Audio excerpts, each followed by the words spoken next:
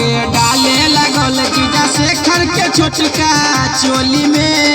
सरारा कह के डाले लगल सागर सनेही होली में। सरारा कह के डाली देलो।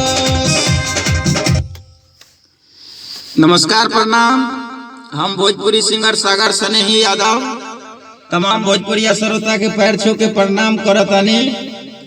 और आज हमार रिकॉर्डिंग हो रहा बा होली के गाना, जो बहुत बढ़िया गाना बा और रिकॉर्डिंग कंप्लीट हो गई बा। बहुत जल्द रोवा लोगन के सुने के मिली और SDM म्यूजिक पर रिलीज हुई सोना रिकॉर्डिंग स्टूडियो सोनीपत में। जौना गाना के हमारे इतना प्यार दुलार आशीर्वाद देनी सात सुर के सरस्वती पूजा के गाना के, यो गाना के यही तरह रोवा प्यार दुलार आशीर्वाद दे और दी जा जैसे दीला सबके।